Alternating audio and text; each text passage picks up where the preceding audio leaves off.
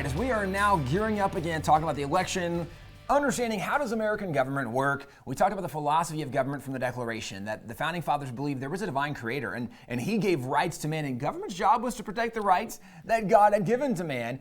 That philosophy led to the Constitution. The Constitution had principles outlined protecting the rights of individuals. It was started by we the people. It's a Republican system of government. We elect leaders, but they have different branches that they operate in. So we have a Congress, we have both the House and the Senate, but also we have an executive branch. And that's what we're going to talk a little bit about today, is the executive branch. Yeah. And now, nobody really cares about the executive branch. I mean, it doesn't have too much bearing on our national politics. I mean, really doesn't cause a lot of emotions or anything like that. It's not like billions of dollars are being spent promoting a candidate over another, because, like, who cares? I mean, the president, right? He doesn't make laws, so why is he really important at that point, you know? It is kind of boggling, by the way, looking at the president's role according to the Constitution, how much we emphasize the president and we don't emphasize senators or congressmen at the House of Representatives, who actually are ones making laws, which should have a far greater impact on us. Now, granted, there's a lot of things the president does now. There's a lot of ways that position has evolved since the founding era. But if you go back to the Constitution,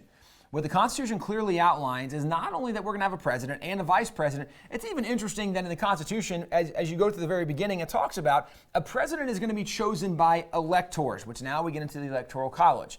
And this goes back to the discussion that even in early America, there were states who were very large and states that were very small.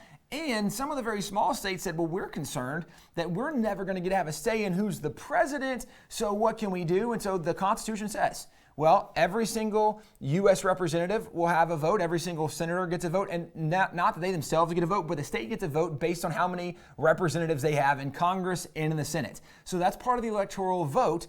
And so the bigger the state, the more congressmen they have. But when it comes to the Senate, every state has the same amount in the Senate. And this is part of where there was a delegation trying to give some level of voice to every single state.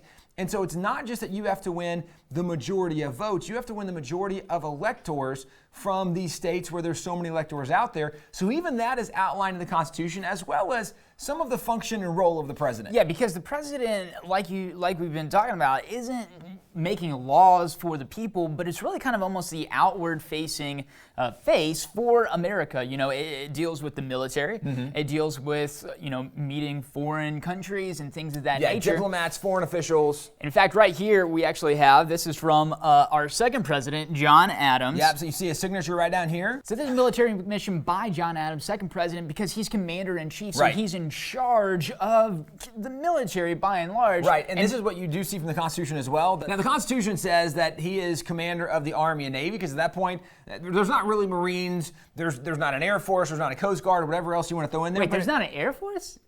I mean, maybe somebody tried it, didn't work very well back then, but they also, what about in the Constitution, Space Force? Is there a Space Force? Not yet, but boy, they would have been excited about that. So it does say militias also in times of war can come and fall under the president's leadership and direction of what he wants to do. So very clear, part of the role of the executive branch is to enforce and uphold law, to provide stability for the nation, interacting with foreign governments and officials.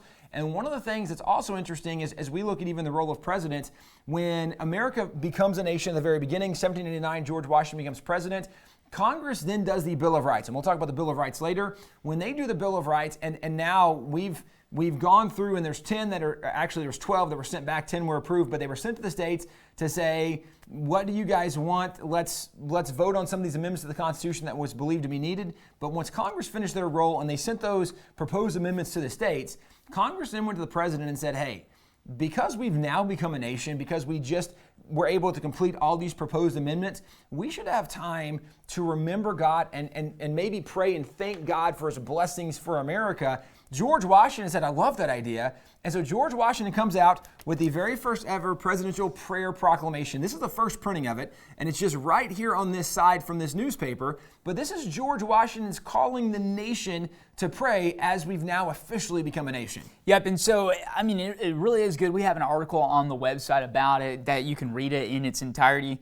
But he talks about how Congress has asked him to do that, just like how you were explaining. But it's so fascinating that, right? I mean, if a president were to do this today, a lot of people would get upset. Like, wait, what about the separation of church and state? You can't have anything like this. But it's very interesting because you see not only George Washington do this, but John Adams does this. Jefferson doesn't because he thought it was a state issue, not that it was even a separation of church and state, just that it was the state's responsibility.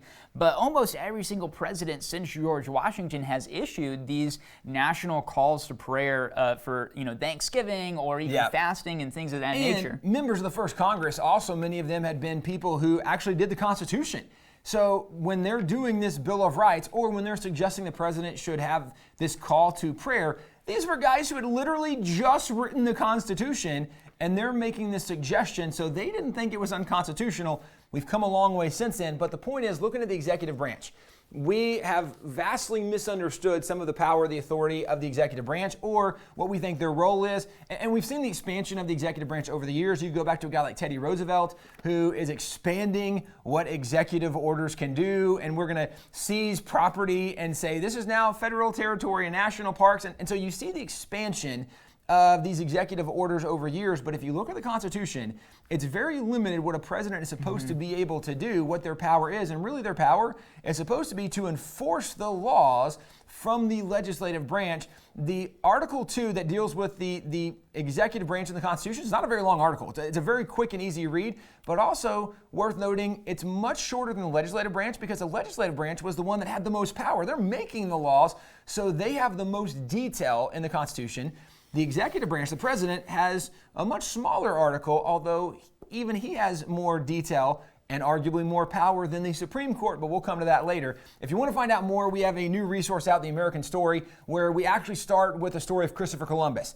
And we go through roughly Abraham Lincoln telling the story of not perfect people in a perfect nation, but how God used imperfect people and did great things through them, even getting up to the Constitution, where we talk about the Constitution, the operation, the function, the philosophy of it, and we have many quotes from founding fathers explaining how it actually works. So as you're watching these videos, we encourage you also check out The American Story, WallBuilders.com, and stay tuned for more One Room Schoolhouse.